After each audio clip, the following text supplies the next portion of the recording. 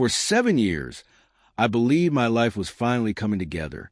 I had a steady job, a small apartment that Olivia and I planned to leave after our wedding, and a calendar counting down to the day we would become husband and wife. 2 more months, I told her one morning as we shared coffee.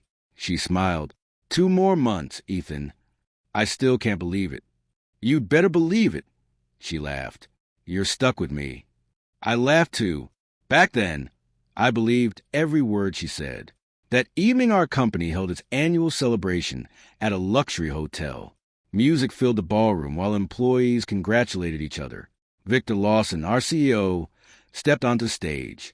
Ladies and gentlemen, he announced, tonight we celebrate success, and I'd like to recognize someone whose future is incredibly bright. Everyone clapped. Please congratulate our new senior marketing director, Olivia Bennett. The room exploded with applause. I jumped to my feet first. That's my fiancée, I shouted proudly. Olivia walked onto the stage with a confident smile. Victor shook her hand longer than necessary. You earned this, he said. Thank you, sir. I noticed several co-workers exchange uncomfortable looks. One whispered to another. They quickly stopped talking when they saw me. Something felt wrong. After the ceremony, I hugged Olivia. I'm so proud of you. She smiled, but it didn't reach her eyes. Thanks. We should celebrate. I'm busy tonight. Busy? I have another meeting. On the night of your promotion? It's important. I nodded. If that's what you need. She kissed my cheek. I'll call you later. She walked away before I could ask anything else. A few minutes later, my best friend Daniel walked over. You okay? Yeah. Why? He hesitated. Nothing. No, tell me. He forced a smile. Forget it. His reaction made my stomach tighten. I left the ballroom and headed toward the parking area. As I passed elevators, I saw Olivia step inside. She wasn't alone. Victor entered beside her. Neither of them noticed me. The elevator doors closed. Something inside me whispered that I should leave. Another voice told me I deserved answers. I waited. Nearly an hour passed. Finally, the elevator opened again. Olivia stepped out. Her hair was slightly messy, and she looked startled when she saw me. Ethan, what are you doing here? I could ask you the same thing. She stayed silent. Then Victor walked out behind her. He looked at both of us before calmly walking away without saying a word. I stared at Olivia. What was that? It isn't what you think. Then tell me what it is. She looked away. I can't. Olivia, she sighed. He made a choice. What choice? A choice for my career. I felt my heartbeat pounding. What does that mean? She finally looked into my eyes. It means I stopped putting us first. My voice shook. So everything we planned, the wedding, our future, I wanted more. We could have built that together. She slowly shook her head. You dreamed too small. I've worked every day for us. I know. Then why? Because I was tired of waiting. The words hit harder than any punch. You could have talked to me. It wouldn't have changed anything. You promised we'd face everything together. I changed. I reached into my pocket and felt the engagement ring. I don't even know who you are. She swallowed. I'm someone who refuses to stay ordinary. What about us? There isn't us anymore. Those words shattered everything inside me. You really believe success is worth this? She closed her eyes for a moment. One day you'll understand. No. I slowly removed the ring from my pocket. One day you'll understand what you threw away. She reached toward me. Ethan. I stepped back. Don't. For the first time in 7 years, I looked at the woman I loved and saw a stranger. I turned around before she could say another word. Every step away from that hotel felt heavier than the last. The city lights blurred through my tears. The engagement ring rested in my hand, no longer a promise of forever. It had become a reminder that trust can disappear in a single night. As I walked into the darkness alone, I realized the life I had spent 7 years building had ended before our wedding day ever arrived. The days after that night felt endless. Every morning, I walked into the office pretending I was fine, but inside, I was falling apart. People stopped talking when I passed by. Some looked at me with pity. Others couldn't even meet my eyes. Little by little, I realized a painful truth. Many of them already knew something was wrong. They had seen the signs long before I did, but fear kept them silent. Victor's power controlled every career in that building, and nobody wanted to risk losing everything. My sister Grace refused to let me blame myself. She looked me in the eyes and said, "Ethan, her choices are not your failure. Never carry someone else's guilt." Those words stayed with me, but every new secret hurt even more. Daniel quietly started digging into Victor's business records, convinced there was more corruption hiding behind the company's success. Then Sarah from Human Resources trusted me with a truth that changed everything. She told me I wasn't the only victim. Several employees had received sudden promotions after private meetings with Victor, and many were too afraid to speak. That was the moment I understood my broken engagement was only one piece of a much darker story. I handed in my resignation, believing I had lost everything. Before I walked out, Victor stood in front of the entire office and called me replaceable. I didn't answer. I picked up the small box holding my personal belongings, walked through those doors one last time, and made myself a promise. I would never beg anyone to value me again. 3 weeks after I walked away from the company, my phone rang with a number I didn't recognize. I almost ignored it, thinking it was another recruiter or another person offering empty sympathy. Instead, that single call became the turning point that changed my entire life.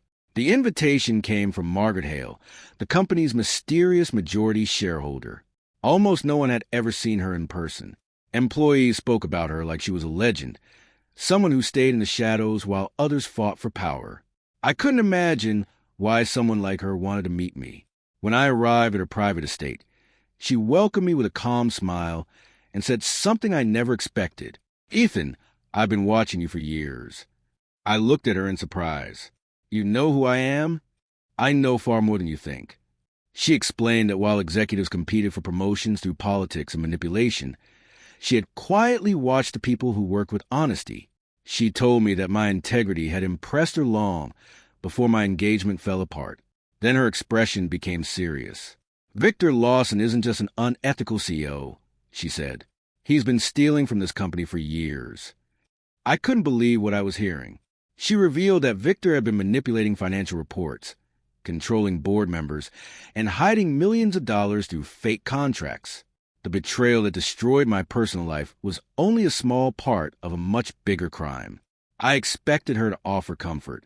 Instead, she offered me an opportunity. "I don't need your sympathy," I told her. She smiled. "Good, because I'm not offering sympathy." She placed several business books and company reports on the table. "I'm offering you a chance." A chance to become the leader this company truly deserves. For months, Margaret personally trained me in leadership, finance, negotiations, and corporate law. Every lesson pushed me harder than the last.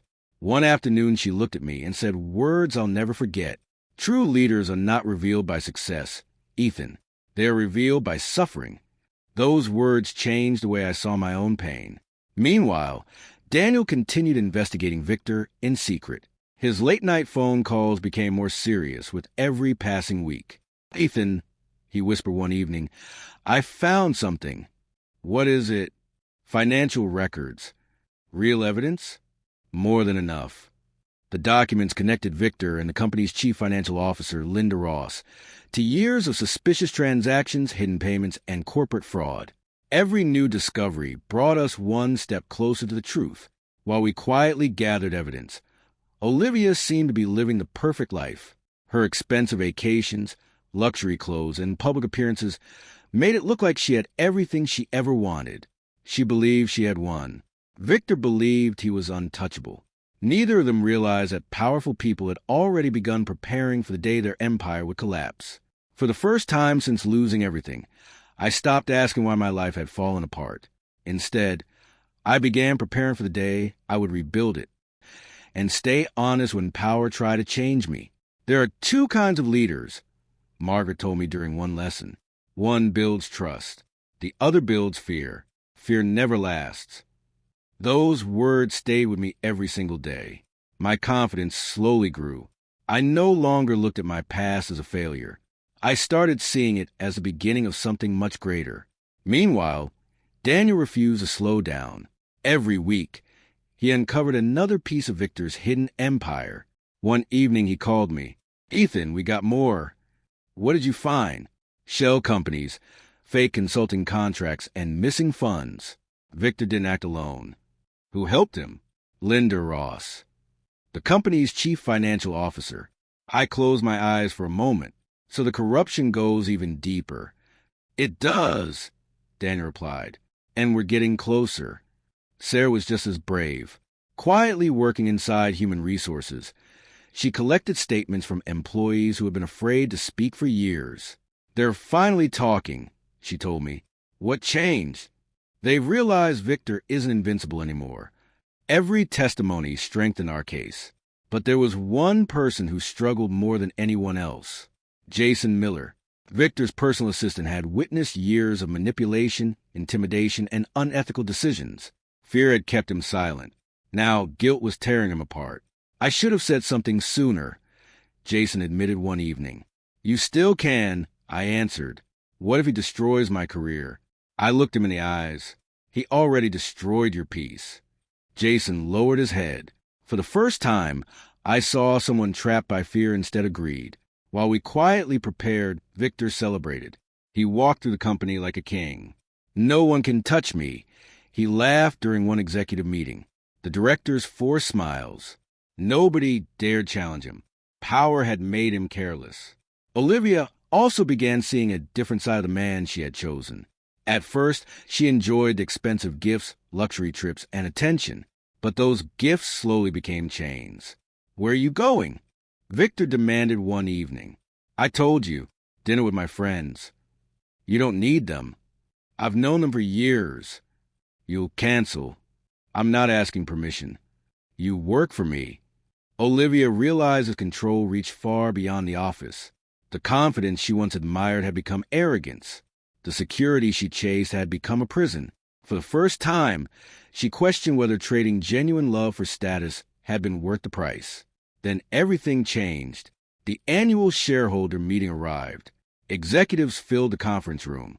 Board members reviewed reports while Victor confidently presented another successful financial quarter. "Our company has never been stronger," he announced proudly. Several people applauded. Then the conference room doors opened. Silence filled the room. Margaret Hale walked inside. Some directors stood immediately. Others stared in complete disbelief. Victor's confident smile disappeared. "Mrs. Hale," he said nervously, "we weren't expecting you." "I know," she replied calmly. She took her seat without another word. Victor cleared his throat and continued his presentation. After several minutes, Margaret interrupted. "Mr. Lawson." "Yes." "I have a question." "Of course." She opened a folder. "Can you explain these insulting payments?" Victor froze for a brief moment. "They're routine business expenses." "Interesting." She placed another document on the table. "Then perhaps you can explain why several companies receiving these payments don't appear to have real employees." The room became completely silent. Board members looked at one another. Whispers spread across the table. Victor forced a smile. "I'm sure there's a simple explanation." "I certainly hope so," Margaret answered. Her calm voice frightened everyone more than shouting ever could. Meeting after meeting, question after question, she dismantled Victor's confidence without raising her voice once. Inside the executive offices, panic quietly began spreading. Employees noticed emergency meetings. Lawyers suddenly appeared. Financial records were requested. Locked filing cabinets were opened. Everyone sensed something was happening. No one knew exactly what.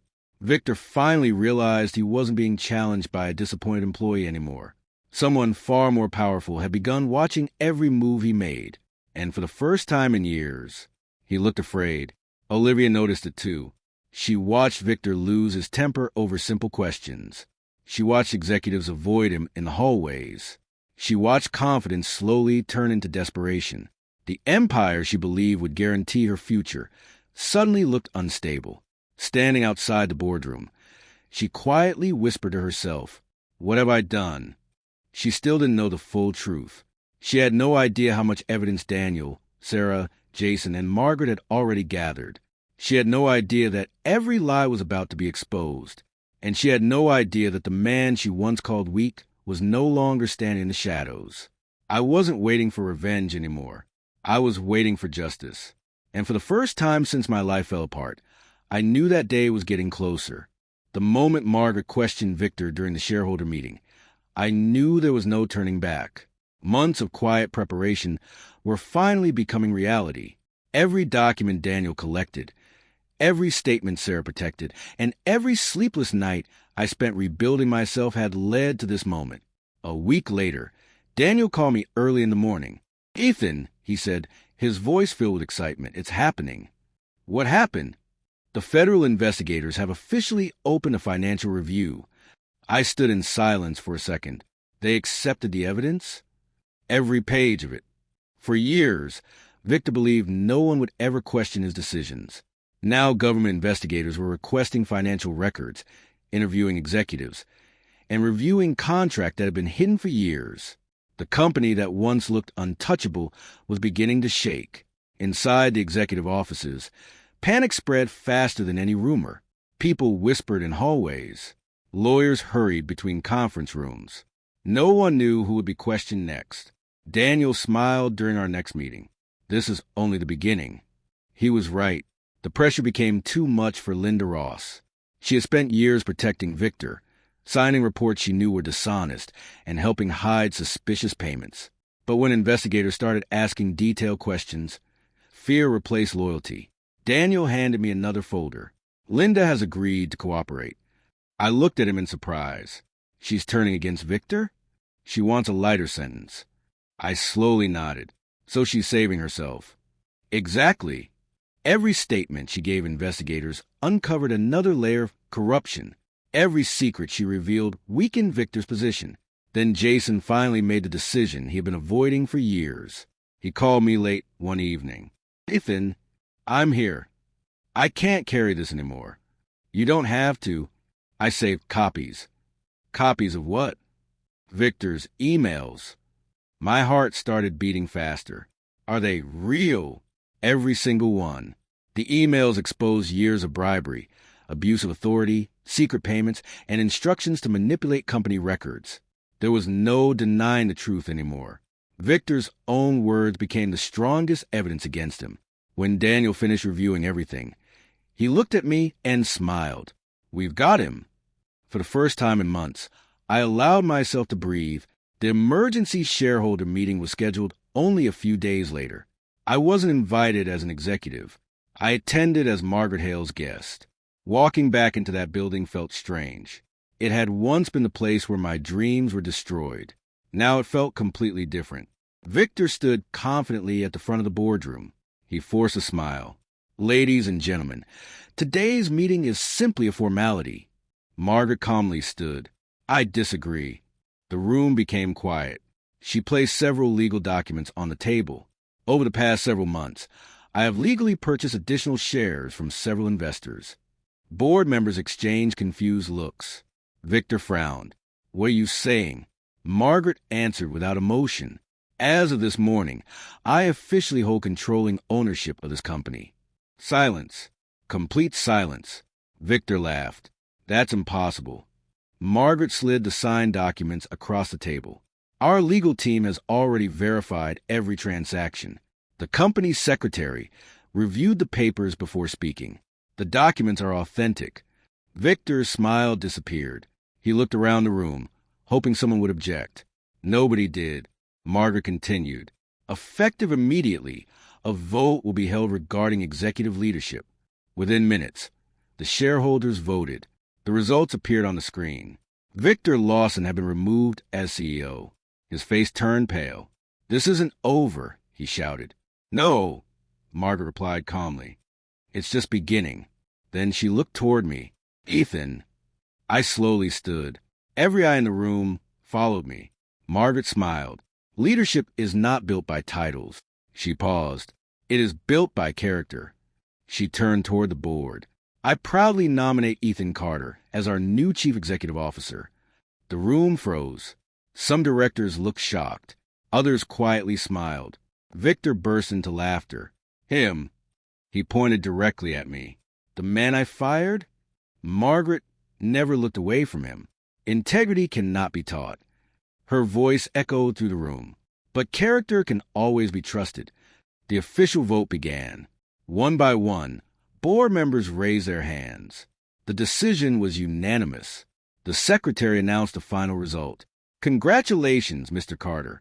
You are now the chief executive officer.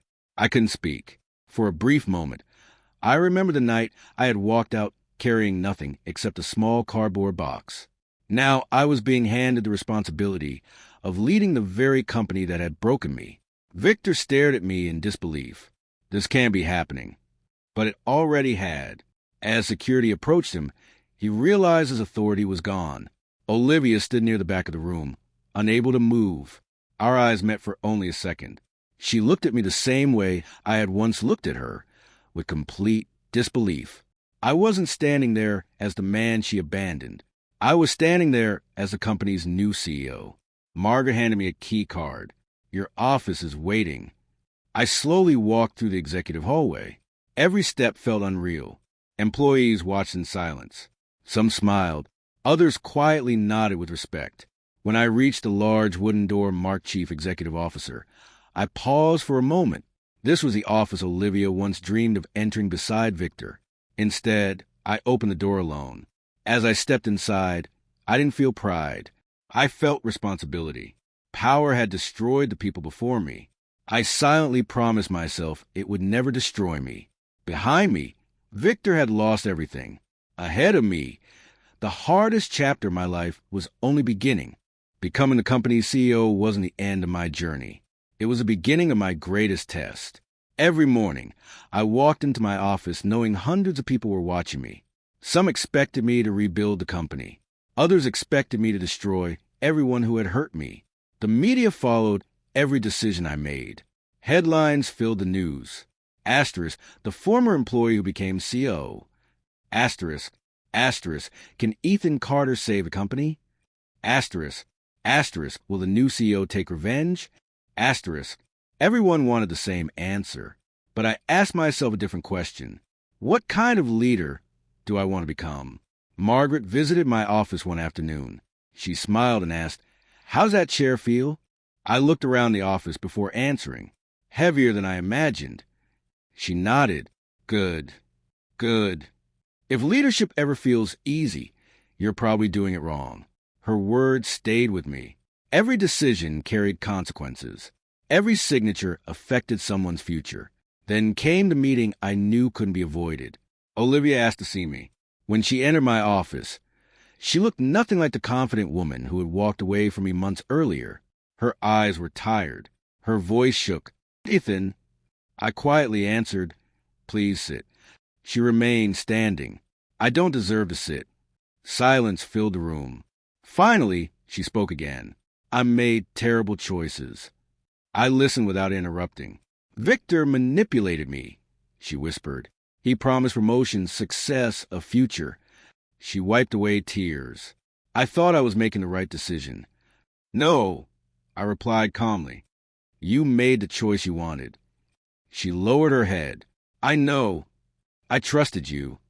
I know. We were planning our wedding. I remember." She looked at me with hope. "Can we start over?"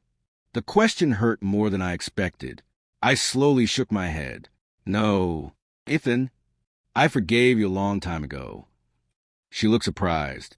"But forgiveness doesn't erase consequences." She closed her eyes. "I understand." For a moment, neither of us spoke. Then she quietly walked toward the door. Before leaving, she turned around. "I'm sorry." This time, I believed her, but some apologies arrived too late. Only hours later, Victor stormed into the building surrounded by lawyers. "You can't remove me," he shouted. "This company belongs to me." Daniel calmly placed several legal documents on the conference table. "It doesn't." Victor pointed at me. "You only became CEO through luck." I smiled. "No, you stole my position. I earned mine. You'll regret this." Daniel interrupted him. You should read the evidence first. The legal team presented months of investigations: financial fraud, bribery, abuse of authority, false accounting, witness statements, internal emails. Every document confirmed the truth. Victor's confidence slowly disappeared. Even his lawyers stopped arguing. There was nothing left to defend. I looked at the final report. My hand rested on the termination letter. For a second, I remembered every insult, every humiliation, every sleepless night. Revenge would have been easy. Justice required something harder. Before signing anything, I opened the top drawer of my desk. Inside were my father's old letters. One sentence was underlined in blue ink. Asterisk, son, never let anger make decisions that character should make. Asterisk, I read those words twice. Then I smiled. I finally understood what he meant. I picked up my pen. Without raising my voice, I signed the document. Victor Lawson, I said calmly, effective immediately. Your employment is terminated for fraud, corruption, abuse of authority, and multiple violations of company policy. Victor stared at me. You'll pay for this. No, I answered. You already are. Security escorted him out of the building. He didn't leave as a powerful CEO. He left as a man facing the consequences of his own choices. The conference room became silent again. One final file remained on the table. Olivia's. Daniel quietly looked at me. This decision is yours. I reviewed every document. Policy violations, conflict of interest, abuse of professional responsibility. The evidence was clear. This wasn't about our broken engagement anymore. It was about protecting every honest employee in the company. I signed the second letter. When Olivia entered the room, she already knew. I'd been terminated. I nodded. Yes. She didn't argue. She didn't cry. She simply accepted the decision. I hope one day this company becomes everything you dreamed it could be. I answered softly. So do I.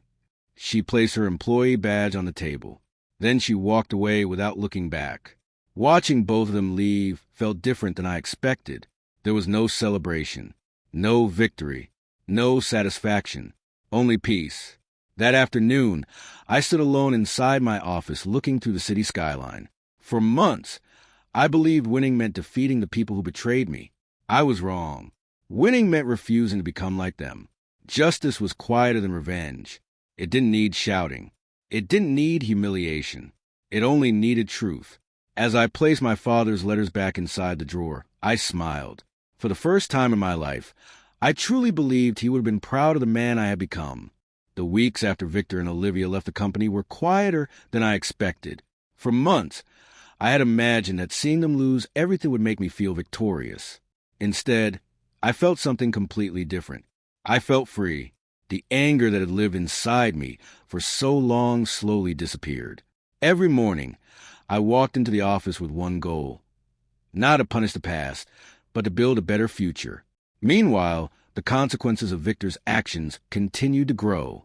Daniel visited my office one afternoon, carrying another legal file.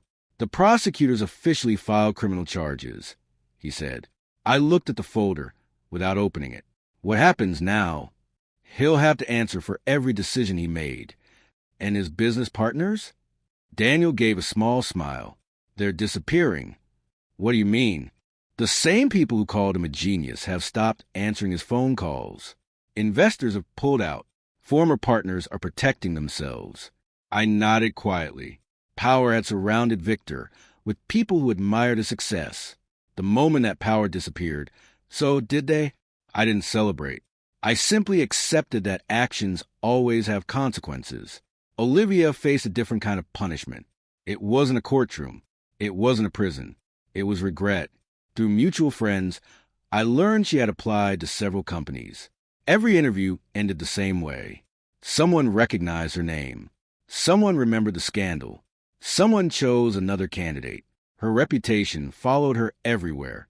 One evening, my assistant placed an envelope on my desk. No return address. I opened it. It was a letter from Olivia. She didn't ask for money. She didn't ask for a job. She simply wrote, asterisk, I confused success with happiness. I thought power would fill the emptiness inside me. Instead, I lost the only person who truly loved me. I'm sorry. Asterisk.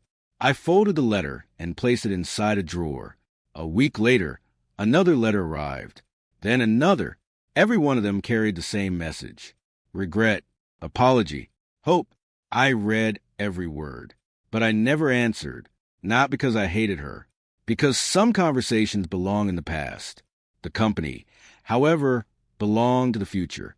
Every meeting focused on honesty instead of politics. Every promotion required performance instead of personal connections. Every employee deserved the same opportunity one once wished for. One afternoon, I called Sarah into my office. She looked nervous. Did I do something wrong? I smiled. No. Then why am I here? I handed her an envelope. She opened it slowly. Her eyes filled with tears. Director of Human Resources? I nodded. You earned it. I don't know what to say. Say you'll keep protecting good people. She smiled. I promise. A few days later, Daniel walked into my office carrying another stack of legal documents. I hope this isn't more paperwork. I joked. He laughed. For once, it isn't. I handed him another envelope. He opened it. Chief Legal Officer? You protected this company long, before anyone knew the truth. He looked at me for several seconds before speaking. You trusted me when almost no one else did. I never forgot. He smiled. I won't let you down. Watching honest people succeed felt better than any revenge I had ever imagined. The company slowly changed. Employees stopped whispering in hallways. Ideas replaced fear. Respect replaced politics. For the first time in years, people came to work because they believed their effort mattered. One weekend, I visited Grace. She poured coffee and studied my face. You look different. I feel different. She smiled. I was wondering when I'd see that. I thought revenge would heal me, and it didn't. Grace leaned back. Healing never comes from someone else's pain. It comes from your own peace. I looked out her kitchen window. I still remember everything. I know. I'll never forget. You don't have to. I looked at her. Then how do you move on? She smiled gently. Healing isn't forgetting, Ethan. What is it? It's choosing peace over bitterness. Those words stayed with me. Back at the office, I stood on the executive floor, watching employees laugh together during lunch. Months earlier, those same halls had been filled with fear. Now they were filled with hope. The company was growing faster than ever, not because people were afraid, because they believed. That afternoon, Daniel entered my office one last time. Everything's running smoothly. I smiled. That's the best news I've heard all week. As he left, I stood by the window overlooking the city. Victor's downfall continued without my help. Olivia's regrets belonged to her alone. I realized something that changed me forever. Karma had never needed my anger.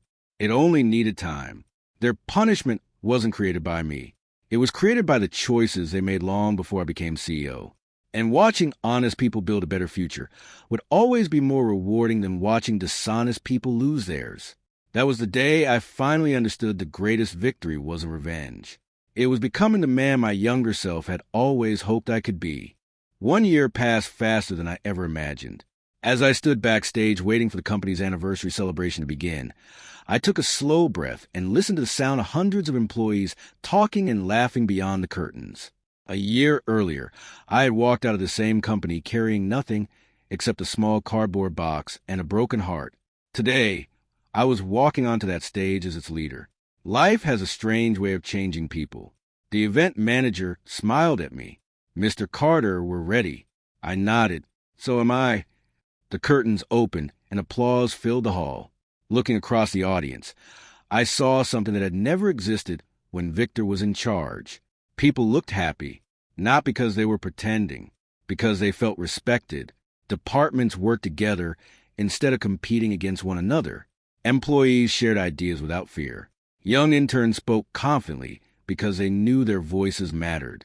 Managers celebrated teamwork instead of office politics.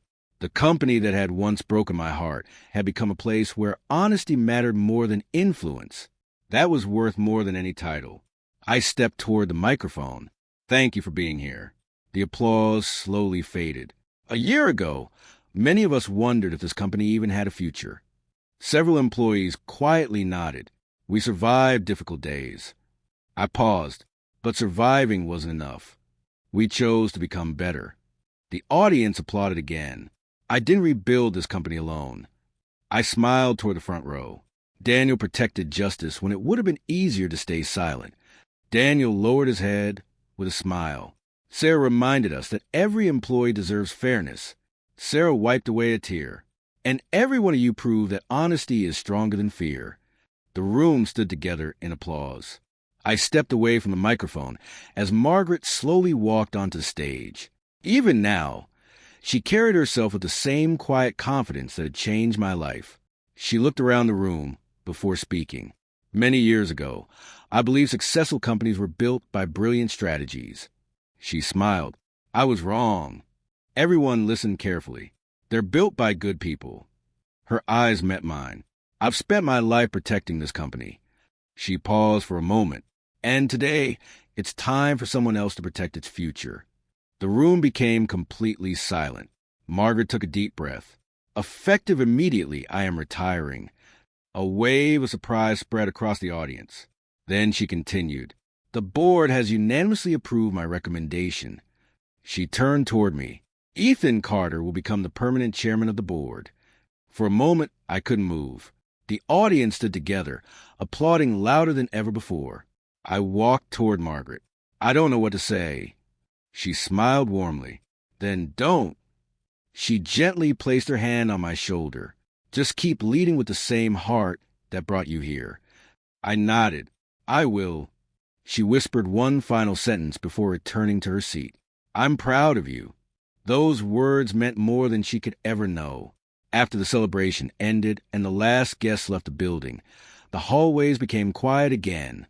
I slowly walked back into my office.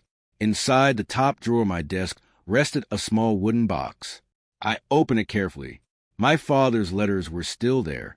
Their edges had become worn from being read so many times. Beside them lay the engagement ring I had carried since the night my old life ended. For months, I had kept it because I thought letting it go meant forgetting everything that happened. I finally understood I was wrong. Memories don't disappear because we put them away. They simply stop controlling us. I picked up the ring one last time. I don't need you anymore, I whispered. I gently placed it inside the wooden box beside my father's letters. Then I closed the lid, not with anger, not with sadness, with peace. I looked around my office one last time before turning off the lights. As I walked through the empty hallway, I remembered the man I used to be, the man who believed his future depended on someone else's love, the man who thought losing one relationship meant losing everything. I smiled to myself. I had been so wrong. Olivia hadn't ruined my life. Victor hadn't destroyed my future. Their betrayal had forced me to discover a strength I never knew existed inside me. Without those painful days, I never would have met Margaret. I never would have learned what true leadership meant. I never would have understood that character is built during life's hardest moments. When I reached the front entrance, I stopped for one final look at the building. It no longer reminded me of heartbreak. It reminded me of growth. The security guard smiled. Good night, Mr. Chairman. I smiled back. Good night. I stepped outside into the cool evening air. The city lights stretched across the horizon. For the first time in a very long time, my heart felt completely light. I wasn't carrying anger. I wasn't carrying regret. I wasn't carrying the past. I was carrying hope. As I walked toward my car, I realized the greatest revenge had never been becoming CEO. It had never been firing Victor. It had never been watching Olivia regret her choices. The greatest revenge was becoming someone their betrayal could never destroy. And for the first time since everything fell apart, I smiled without pain. The chapter had ended, but my life was finally beginning.